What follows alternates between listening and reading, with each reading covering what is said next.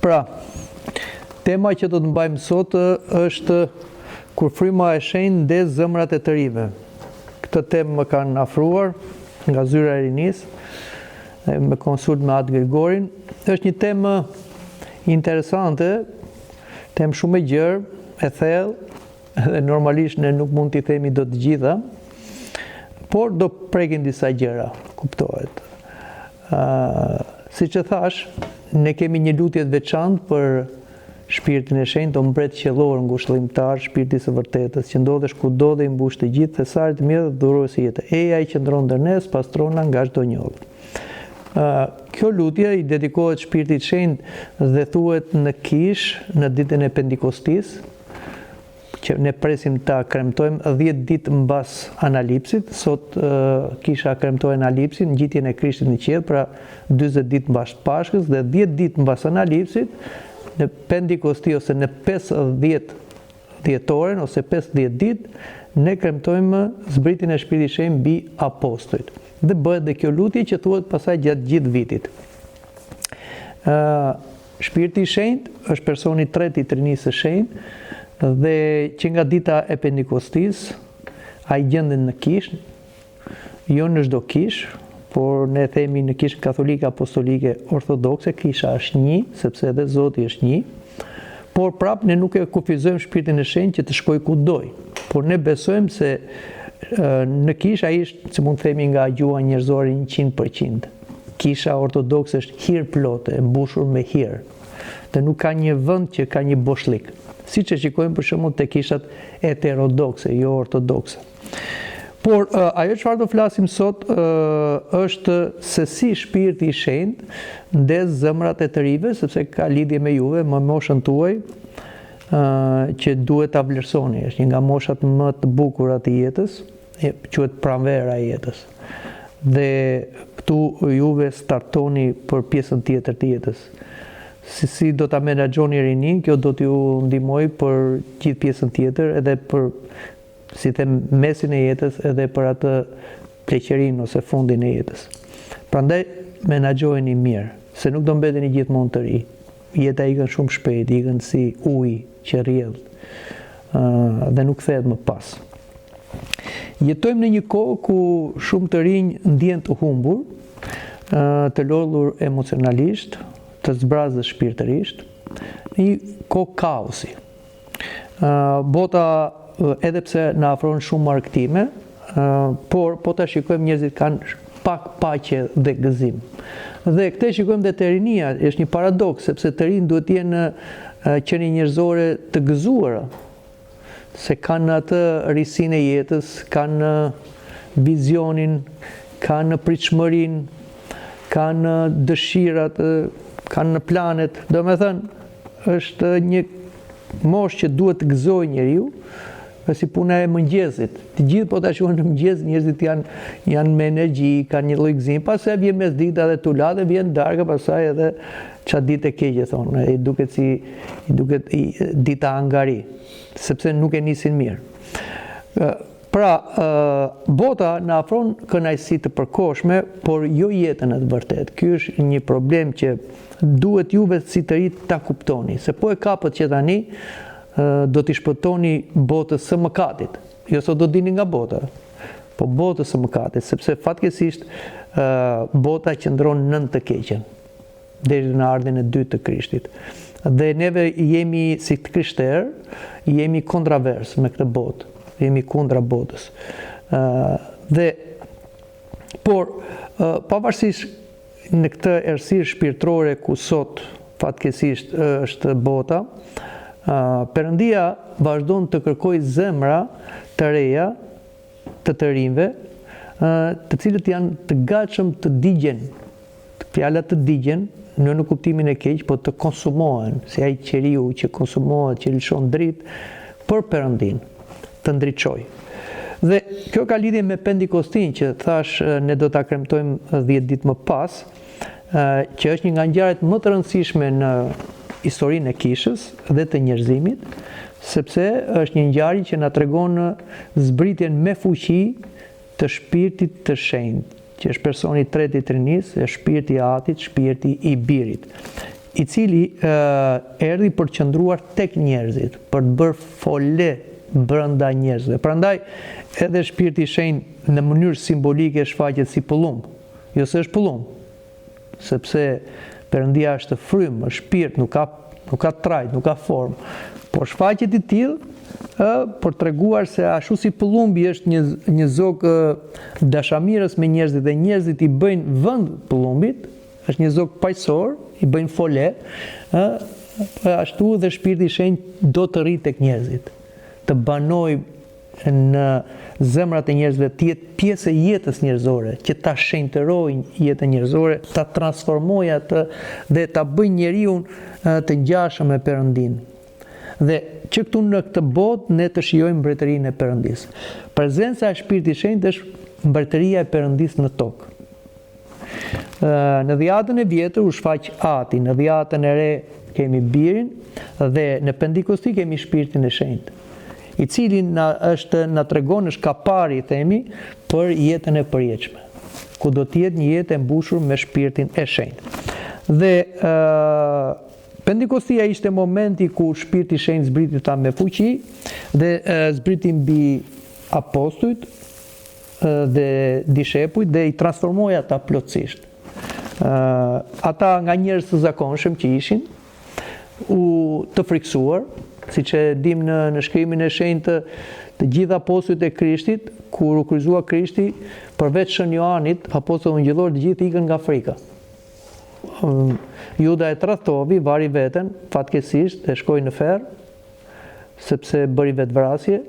Apostulli Petro e mohoi, të tjerët u friksuan, dhe këtat që kishin frikë për të folur për të pranuar se ishin nxënës të Krishtit, kur erdhi Shpirti i Shenjtë, i fuqizoi dhe këta dolën përpara një turme shumë madhe, ishte ora 10 e paraditës, na thuhet, dhe atje ata ju predikuan asaj turme që kishte thënë për Krishtin, kryqëzoi, ata me në krye apostull Petron i folën për Krishtin që atë që ju e kryqëzuat Perëndia i ngjalli.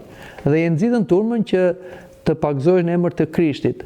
Dhe atë ditë u pagëzuan 3000 veta dhe fillon kisha.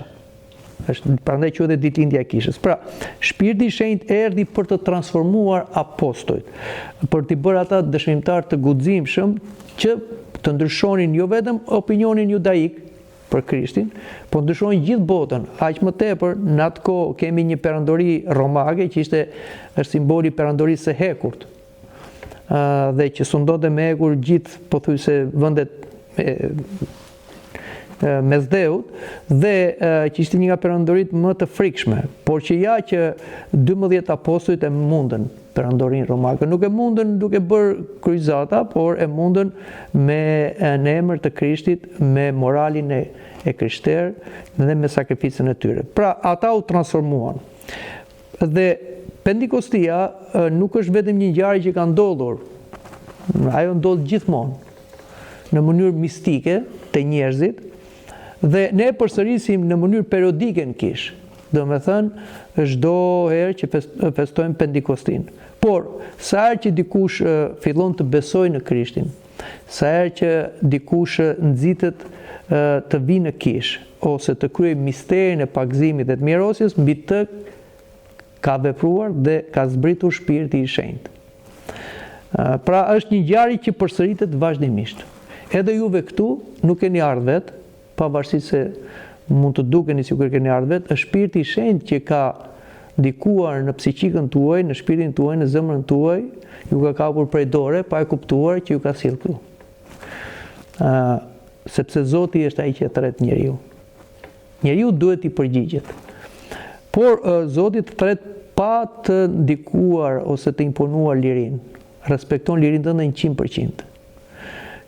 Dhe Shpirti i Shenjtë vazhdon veprën e tij për të ndryshuar jetët e njerëzve, për t'i transformuar, siç bëri dhe me apostujt. Nga njerëz frikacaki bëri trima, nga njerëz të parsimuar, ata ishin peshkatar, si mund të themi njerëz të dorës së dytë, tretë, mund i quaj bota sot, ignorant. Por i bëri teolog. Për shembull, po të lexosh për shembull letra e apostullit Petrus, që se keni lexuar, shumë i thellë, të Shën Joanit, apostull dhe ungjillor, njeriu që ja kaloi dhe urtësisë Solomonit. Po kush ja dha këtë? Nuk ata nuk studuan në shkolla, nuk ishin madje nga farisenët shikoheshin me përbuzë, si ignorant. Kush ju mësoi juve, domethënë. Siç e shikoni dhe Krishtin, domethënë një profet ndacak, një pa shkollë, kështu e qunin Krishtin farisenët, sepse s'kishte letra kredenciale, s'kishte diploma universitetesh teologjike.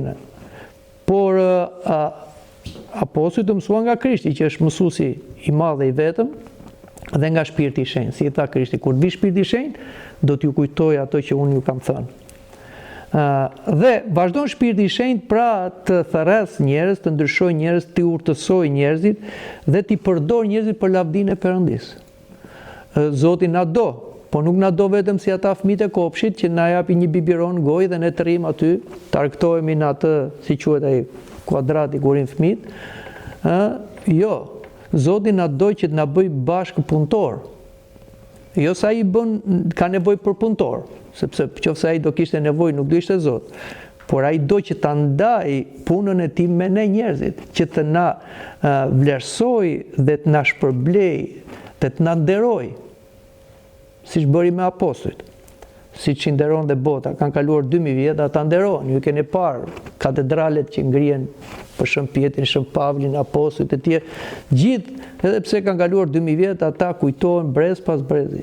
Sepse morën pjesë në atë veprën e madhe të Perëndis për shpëtimin e botës. Por nuk janë vetëm ata 12 apostuj ose 500 dishepuj, por në çdo brez Perëndia thërret njerëz. Përsëritet Pentikostia. Dhe tham që Pentikostia është zbritja e Shpirtit Shenjtë, por le ta futim dhe pak në histori që ta kuptojmë më mirë. Pentikostia ishte një festë hebraike, pra kur populli i Izraelit doli nga Egjipti, ata për 50 ditë shkuan në malin Sinai. Bën një rrugë që kaluan dhe detin e Kuj dhe shkuan në malin Sinai. Aty, në ditën e 50 ata morën ligjin e Mojsiut. Prandaj ishte një festë që festonin judejt. Ishte edhe festa e të korave, që ata merrin ato frutet e para, siç marrim në qershit tash. Dhe këto i shikonin si dhuratat Perëndis dhe i afronin Perëndis. Ishte edhe më shpejt sepse temperaturat janë më të larta atje, dhe e shikonin si një periudhë bekimi. Në këtë kohë, në këtë festë, erdhi Shpirti i Shenjtë për ta shkruar tu ligjin e Zotit, jo në rasa guri, siç ja shkruajti fjala Mojsiut në malin Sinai, po për ta shkruar në rasat e zemrës, në zemrën e njeriu. Prandaj u përdor kjo ditë 50-dhjetorja. Dhe Shpirti i Shenjtë erdhi si një zjarr. Zjarri ka një kuptim simbolik, a nuk është zjarr Shpirti i Shenjtë, por në Bibël thuhet Perëndia është zjarr që konsumon. Prandaj është si një zjarr që djeg çdo gjë mëkatare dhe ndriçon çdo gjë të virtueshme. Erdhi si një erë e fuqishme, era ka të bëjë me pastrimin, qofse ju tani nuk i dini këto gjëra, po më përpara në fshat, unë jam rritur në fshat, pastroj gruri duke hedhur në ajër, në lëm quhet, sepse kur hidhje gruri i rënd binte në tokë, kurse ato kashta e merrte era. Kështu dhe Shpirti i Shenjtë vjen si erë e fuqishme që të pastroj lëmin njerëzor. Pra, ai që është i vlefshëm qëndron, kurse ata që janë kot, jetojnë kot, domethënë marrin frymë kot, biologji, në ata ikin. Erdhi si një erë e fuqishme, erdhi si gjuhë zjarri. Si gjuhë, i keni parasysh ato që nxjerrët e qiriu, janë ato si gjuhë. Gjuhë zjarri, pse erdhi si gjuhë zjarri, dhe kjo ka një kuptim simbolik, që qëndroi te kokat e apostujve, dhe ata filluan të flisin në gjuhërat e reja. Mësuan jo gjuhë se disa keq kuptohen, siç e përdorin këta heretikët, për shembull heterodoksët, pentikostianët që përdorin këto gjuhëra me tinguj. Nuk është gjuhë ajo, madje është ndikim demoniak. Gjuhë do me thënë një gjuhë e huaj, siç kemi sot greqishtin, gjermanishtin, italishtin, turqishtin, që apostujt nuk i dinin, sa ata dinin aramaisht ose hebraisht. Por ata mësuan këtë gjuhë që ja ndikoi Shpirti i Shenjtë, ata flisin një gjuhë të huaj, që nuk e dinin dhe të tjerë dëgjonin atë gjuhë që e kishin si gjuhën e tyre dhe merrnin vesh mesazhin e shpëtimit në Krishtin. Sepse do dini se gjuhët në botë nuk janë të rastishme. Njeriu nuk është si kafsha që ka thjesht tinguj, ka fjalë. Dhe këto fjalë japin mendimin. Fjalët na bëjnë të ngjashëm ne me fjalën e pakrijuar ose me birin e Perëndis. Dhe fjala ka peshë, prandaj thotë Zoti, njeriu do japi llogari për çdo fjalë që ka nxjerrë nga goja. Ne shpesh i lëshojmë fjalët kështu pa dogan dhe mendojmë se fjalët ikin në erë. Fjalët tona të gjitha dëgjohen, të gjitha regjistrohen, por fjalët dhe bëhen, sepse ne jemi ikona e Perëndis. Fjalët tona bëhen siç bëhet dhe fjala e Zotit, bëu dhe bëhet. Prandaj ka rëndësi fjala. Dhe në fillim njerëzimi kishte një gjuhë, por kur u mblodh në Babel, në atë vend aty, bëri një kull, ju e dini kullin e Babelit, që ishte një shenjë egoizmi të racës njerëzore për të arritur tek Zoti me aftësitë teknologjike që të asaj kohe dhe me sistemet politike fetare, ekonomike. Që Zoti ndryri dhe si them shpërndau gjuhë të ndryshme. Dhe ata nuk arritën të mund të jenë bashkë sepse u bën grupe dhe u formuan gjuhët, u formuan popujt e siç e kemi dhe sot. Pra, gjuhët u dhanë te njerëzimi për shkak të mëkatit, si një lloj mallkimi, por Shpirti i Shenjtë tashmë e përdori gjuhët për dhënë shpëtimin në Krishtin. Pra që gjuhët tani bëhen si bekim. Kur nëpërmjet gjuhëve i jepet mesazhi i shpëtimit në Krishtin. Nuk ka gjuhë elitare, prandaj mos u keq kuptoni as në kish, sepse disa ka një ide sikur Zoti di vetëm një gjuhë dhe do t'i flasësh në një gjuhë. Dhe po i folën një gjuhë tjera, ai nuk të dëgjon ose nuk të merr në konsiderat.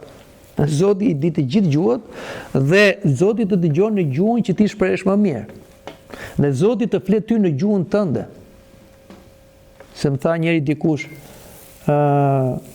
po të fliste ty Zoti arabisht, si do t'i përgjigjesh. Edhe ai kishte me sponda atë, do me thënë që ti thua që jam i krishter, po Zoti s'është i krishter. Për atë. Edhe unë u përgjigja, siç më ndriçoi Shpirti i Shenjtë, që Zoti s'do të flasë arabisht, do të flasin shqip. Në gjuhën që unë kuptoj. Prandaj Zoti nuk kufizohet në një gjuhë. Dhe mos keni këtë idenë se këtu kur jemi në kish duhet flasim në gjuhë të zgjedhura. Kisha ortodokse i respekton të gjitha gjuhët dhe komunikon tek njerëzit me gjuhën që ata kuptojnë. Prandaj thotë Apostulli Pavli, më mirë 5 fjalë që të kuptohen sa 10 fjalë që s'merren vesh. Dhe prandaj Shpirti i Shenjtë i përdori gjuhët që të shenjtërohen gjuhët. Po t'ishte edhe shqipi atëherë do të kishi folur dhe shqip, mbase ka qenë, po rëndësi ka kjo, rëndësi ka që sot flitet shqip për Krishtin. Dhe kjo shqipja shenjtërohet këtu pra, që ne po flasim për Krishtin, dhe me anë të shqipes shpëtohen njerëz. Dhe kjo është vepra e kishës, në Shpirtin e Shenjtë, kuptoni. Por, këto ishin veprimet e Shpirtit të Shenjtë në ditën e Pentekostisë. Por thamë që këto veprime nuk ndalojnë, këto vazhdojnë akoma, sepse Shpirti i Shenjtë është prezent gjithmonë në kishë dhe çdo veprim i kishës është veprim i Shpirtit të Shenjtë. Prandaj gjithmonë është një Pentekosti në kishë. Por vim tu tek transformimi i njerëzve, sepse edhe kjo është tema. Një nga mrekullitë më të mëdha të Pentekostisë nuk ishte që Shpirti i Shenjtë erdhi me gjuhë zjarri, erdhi me fuqi, po transformoi njerëz. Kjo është mrekullia më e madhe. Mrekullia më e madhe është transformosh njeriu. Njeriu nga një qenie mëkatare, egoiste, rebele, që të konkurojë me Zotin, ta sfidojë Zotin, të rebelohet Zotit, të bëhet një besimtar, të bëhet një bindur i vullnetit hyjnor, të bëhet një bashkëpunëtor i hirit, të bëhet një ngjashëm me Zotin, të bëhet një Krisht. Kjo është mrekulli. Dhe kjo mrekulli vazhdon akoma edhe në çdo brez, siç jeni dhe juve tani. Dhe Shpirti i Shenjtë kërkon të ndikojë edhe tek juve, siç ndikoi edhe tek apostujt, që të ndryshojë. Të ndryshojë mënyrën tuaj të jetesës. Jo thjesht mënyrën tuaj të menduarit. Sepse mund të kemi mendime të mira, por nuk kemi një jetë që i përshtatet mendimeve të mira. Kështu që ortodoksi do të thotë një vepre, një doktrinë e mirë dhe ortopraksi do të thotë një veprim i mirë. Janë të dyja në simbiozë. Është vepra dhe teoria, ose teoria dhe vepra. Dhe shumë të rinj sot, moshatarët tuaj, po dhe juve, nuk përjashtoheni, luftojnë sot me ankthin, pasigurinë, depresionin, ndikimin e shoqërisë, vartësinë, që nuk jetojnë për vete, po jetojnë për ambientin shoqëror, ka një mungesë identiteti. Dhe si do ndryshohet kjo? Fatkeqësisht sot njerëzit po gjejnë rruga alternative.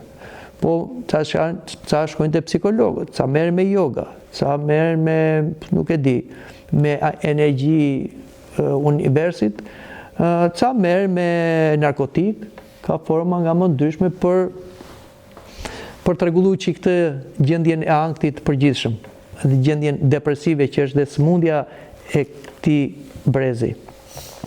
Por këto janë rrugëqore. Si thuhet atje në librin e fjalëve të urta, njeriu merr një rrugë që i duket drejt, por në fund është një shkatrim. Dhe kush merret me të tilla gjëra, do ta shikojë se në fund ai do dali jo më i shliruar, po më i shkatruar, i ngatruar, sepse janë qorsokake të frymërave kundërshtare. Prandaj, nëse ne duam të ndryshojmë, të transformohemi, siç ndryshuan apostujt, duhet të pranojmë Shpirtin e Shenjtë, nuk ka rrugë tjetër. Nëse duam të shirojmë nga ankthi, depresioni, nga presioni i shoqërisë, nga vartësitë, nga mëkatet, nga pasionet, nga dobësitë, që të jemi vetja, me identitet, që të kemi respekt për veten të paktën, ne duhet të pranojmë veprimin e Shpirtit të Shenjtë, ashtu siç ndryshoi apostujt, siç ndryshoi edhe breza në shekuj. Thanë që Shpirti i Shenjtë zbret si zjarr. Zjarri është simboli pranisë Perëndis, i pastrimit, i fuqisë, dhe Shpirti i Shenjtë, po si zjarr, zbret edhe tek neve. Kur ndodh kjo?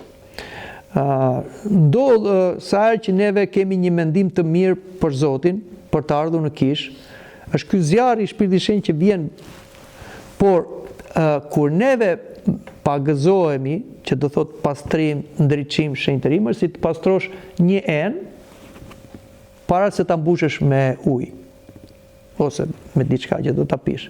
Do ta pastrosh. Kështu pagëzimi është pastrim. Pastaj është mirosja, që është mbushja me Shpirtin e Shenjtë, siç mbushet dhe kjo gota me ujë. Kështu kjo gota e kryen funksionin.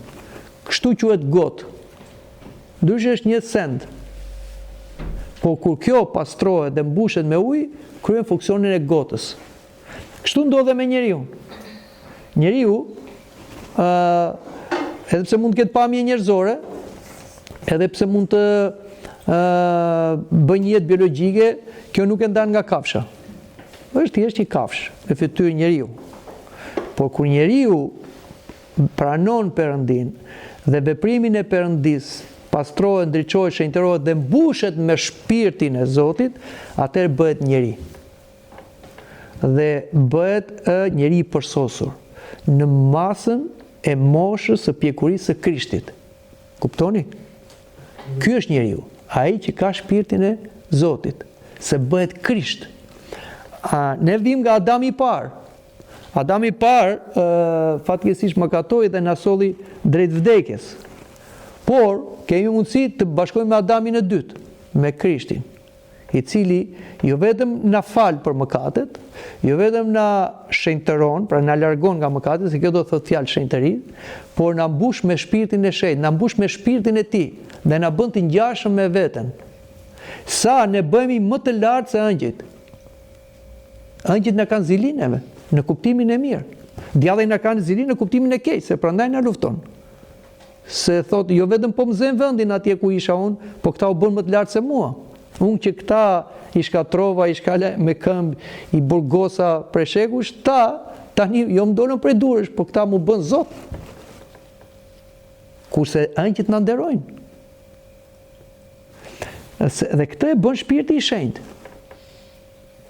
i cili vjen tek ne si gjuhë zjarri, kur pagëzohemi dhe mirosemi, po të kemi ne në hapet i qika jo perdja, do të shikojmë se ai që pagëzohet dhe kur mbuloset me shpirtin e shenjtë bëhet dritë. Nuk e di sa janë 100% vërteta, po dhe mund të jenë vërteta, ka fotografi që janë bërë të sapo pagëzuarve ose atyre që mirosen, që kanë dalë në foto, kanë betur atje gjurmë që ka dalë komplet dritë. To dhe mund të bëhen dhe sot me ai qas bëhet, por këto unë i kam parë më përpara se dilte aia, dhe unë i besoj. Nuk mund të them 100%, po prap i besoj që sepse nuk është vetëm foto, ka parë dhe njerëzit me sy, se si njeriu del i ndriçuar. Edhe merrni pjesë në një mister të pagëzimit dhe mirosis, shikoni se si do ndriçojë personi. Domethënë futet i lodhur, i mërzitur, i vrejtur, morë edhe i nxirr, në kuptimin jo se është i palar, po është ajo e mëkatit. Dhe ai deli një ngjyrë roze bukur, një qeshur, sepse është pra transformimi. Nuk është se bëri dush atje, por u la me ujin e bekuar nga shpirti i shenjtë dhe u mbush me shpirtin e shenjtë. Pra, vazhdon zjarri i shpirtit shenjtë të pastroj, të ndriçoj, të shenjtëroj njerëz dhe ka fjalën për ne. Por zjarri duhet mbajtur gjallë. Gjithë juve e dini dhe keni ndezur zjarr, besoj. Por zjarri edhe pse mund ndizet nga një flakë e vogël, duhet furnizuar se ndryshe fiket. Kështu është edhe zjarri i shpirtit shenjtë. Jo se ai fiket vetë, por ne nuk e lëm të ndizet ose të bëhet flakë e madhe brenda nesh. Bashkëpunime ne bëhet një flak. Dhe pastaj, sepse fillon njeriu të shenjtërohet në fillim, mendja, zemra, shpirti, trupi. Kalon në stade të ndryshme. Kjo është arsyeja për shembull që fillim kemi mendime të mira, pastaj kemi dëshira të mira, pastaj kemi veprime të mira. Nuk vjen me njëherë, është një proces. Dhe duhet ta mbajmë gjallë flakën e shpirtit shenjtë, që të jetë gjithmonë me ne. Si? Lutja. Çfarë është lutja? Karburant. Si të mbahet një karburant, gaz ose druha, çfarë mund ta gjejmë për të mbajtur një zjarr, kështu është dhe lutja. Lutja nuk është kënaqësi ose relaks. Se thonë sa do lutem kur ta ndjej unë. Jo, lutja është domosdoshmëri. Është si ushqim. Ne nuk ham vetëm kur na vjen uria, ne ham me një rregull që të mbajmë një standard. Dhe kur e prishim të rregull, në fillim ndoshta se ndjejmë, po pak më vonë pastaj fillojnë trupi ka probleme. E thot ai mjeku, shiko çfarë, si ushqesh. E njëjta gjë është dhe me shpirtin. Qose ne nuk ushqehemi për ditë me lutje dhe nuk kemi një program lutje, shpirti i shenjtë si them dobësohet, jo ai, po dobësohemi ne ndaj atij. Humbet ajo zjarri që duhet të kishim ne në shpirtin tonë. Një tjetër që e mban shpirtin e shenjtë dhe në bashkëpunim ne e ndez më shumë është studimi i shkrimit të shenjtë. Çfarë është fjala e Zotit, çfarë është Bibla, Ungjilli? Nuk është libër filozofik, teorik, roman, thriller, si janë këto romanet sot për të kënaqur, për ta mbajtur për plazh, për kalu kohën. Është fjala e jetës. Si i tha Apostull Petro Krishtit, ti ke fjalë jete, ku të shkojmë ne? Pra, është manuali i jetës. Në qoftë se juve doni të esni në një jetë të sigurt dhe të bëni prokopi, kur i thonë, duhet patjetër të lexoni Ungjillin dhe të bëni ato çfarë thot Ungjilli. Po lexua dhe nuk bët ato çfarë tha Ungjilli është mëkot. Madje do gjykoheni, sepse e dini vullnetin e Zotit dhe nuk e bët. Pra nuk duhet vetëm lexim, se ka dhe njerëz që janë shumë të shumë tafë për thënë dhe pjesë unë gjithi përmëndësh. Ke eretik që ta thonë filan rjesh, e ti metësh, thua, si ky ditë gjitha këto. Por, po të shikosh jetën e tyre morale, nuk ka lidhje fare me unë gjithin. Ose japi një krishtër të rem, se nuk do të thotë që ti të lexosh unë gjithin dhe ta mbash mend për më, ta praktikosh unë gjithin. Dhe ashtu si që për shembull do të ecësh në një rrugë, ke marrë makinë dhe do të garosh ose do të bësh një shëtitje, po s'di të rregulla e qarkullimit, do aksidentosh veten e tjerë, do gjobitet të marrë patentën, mund të fusit në burg. Kështu është dhe rrugë, jeta është një rrugtim. Duhet dish rregullat e qarkullimit, si duhet ecësh në këtë jetë. Po kush janë këto rregulla? Fjala e Zotit, ligjet e Zotit. Do thosh si di. Po si di? Shkrim me këndim diti? Po di. Po pse se lexon? Vesh keti? Po pse se dëgjon? Sot mënyrat për të mësuar ose për të dëgjuar fjalën e Zotit janë pafund. Mirë më përpara që një libër ishte e shkruar me dorë, edhe kushtonte sa frangu pulën kur i thon.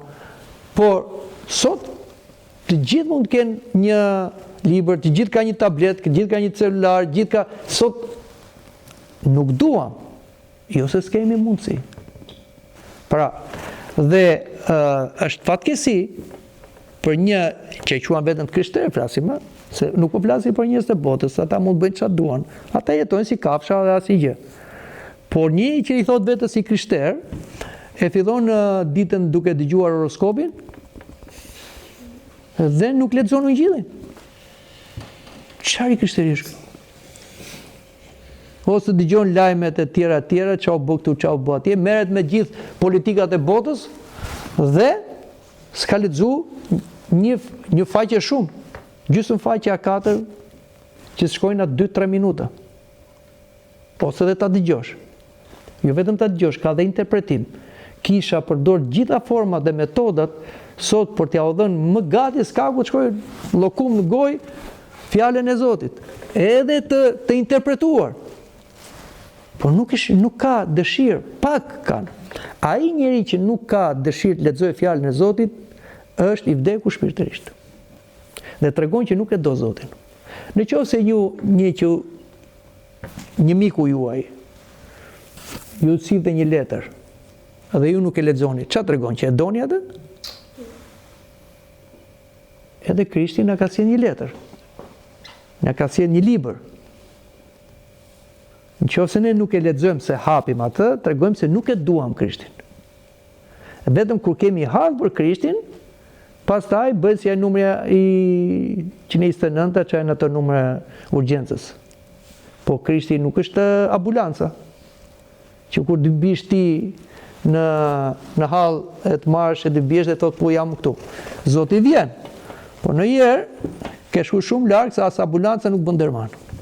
Prandaj duhet kujdes. Duhet lexuar fjala e Zotit, të vini kanon, rregull vetes, që të mbani pra atë shpirtin e shenjtë pra, mos të shuhet. Pra lutje e përditshme. 5 minuta, 10 minuta. Leximi i përditshëm, gjysmë faqe. Dhe praktikim gjatë jetës. Këshillohet që shkrimi i shenjtë lexohet në mëngjes, jo në darkë. Sepse në mëngjes ti fillon një ditë të re, një mundësi të re. Dhe duke lexuar atë, ti do ta zbatosh, sepse vetë Zoti do ta organizojë jetën, ose edhe vetë forcat e tjera, edhe djallëzore, që neve çfarë do bëjmë? Do bëjmë atë çfarë lexuam në Ungjil apo do bëjmë atë çfarë thot mendja?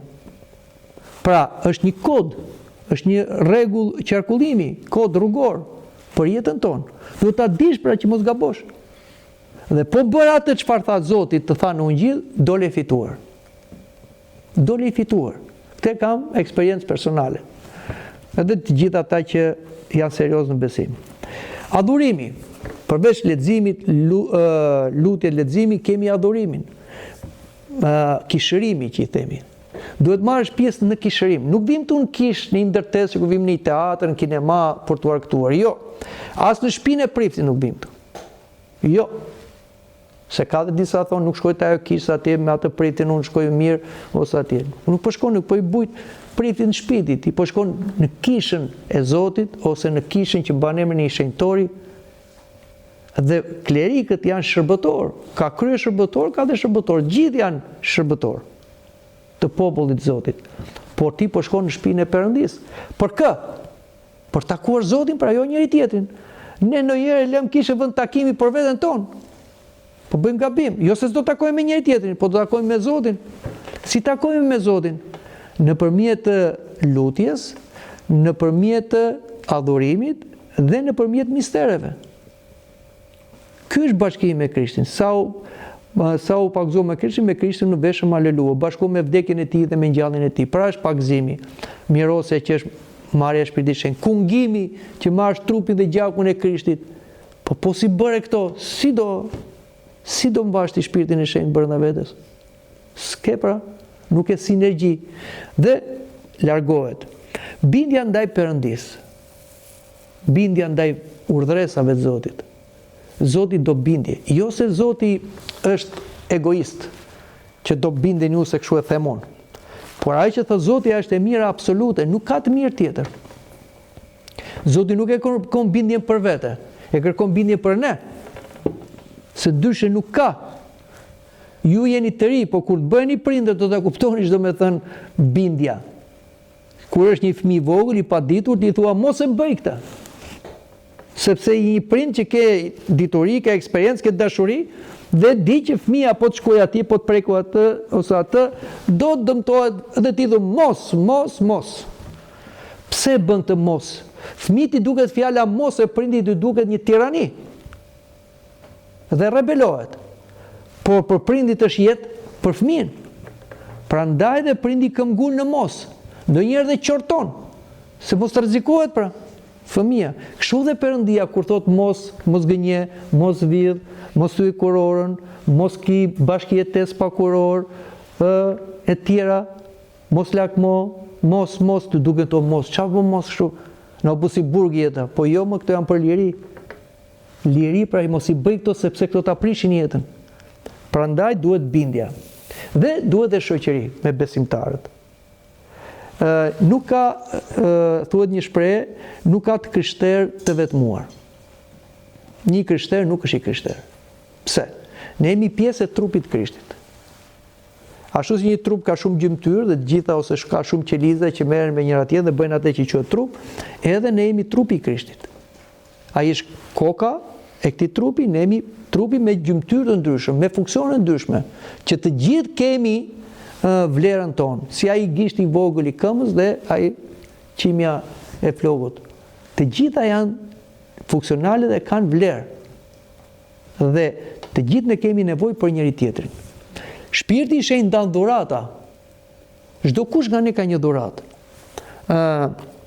Duke filluar që nga kleri i lartë deri te besimtari, dhe të gjithë kanë nevojë për njëri tjetrin.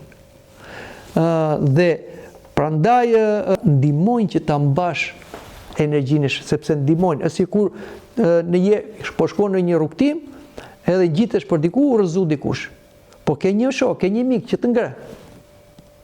Dhe nuk le të biesh në umner, ose të mban në krah, ose të ngushëllon. Pra këtu është dhe kjo, dhe shoqëritë e këqija prishin zakonet e mira. Është e kundërta. Prandaj janë kaq të mira këto shoqëritë që kemi bashkë dhe mblidhemi këtu. Dhe diçka tjetër. Shikoni se krishterimi ishte një lëvizje rinore. Po shikoni, Krishti i zgjodhi apostujt të ri. Më i madhi që apostulli Petro mendohet mund të ketë qenë 35 vjeç. Të gjithë tjerët ishin 19, 20, 25. Të gjithë ishin të ri. Zoti mund zgjidhte edhe të vjetër. Por si tha, dhe vera e re tha, hidhet në kacek të ri, tha, nuk hidhet në kacek të vjetë, se plas kaceku. Prandaj, krishterimi nuk ishte një ëndër e judaizmit, si shkërtuonin ta bënin. Ishte një këndvështrim i ri për jetën. Prandaj dhe duheshin njerëz të ri, me vizion të ri. Dhe gjithmonë krishterimi i zgjedh të rinj, i përdor të rinj. Unë jam bëri krishter kur kam qenë në moshën tuaj. Kam qenë student dhe aty më thiri Zoti. Dhe që nga ajo kohë deri tani jam mbrapa Krishtit.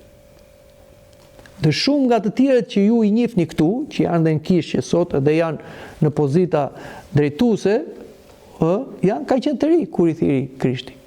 Jo se nuk thret edhe njerëz të moshuar, por Zoti do njerëz të ri, që kanë energji, kanë vizion, kanë dëshirë për ndryshim. Prandaj mos u çuditni që do e thrasë Zoti.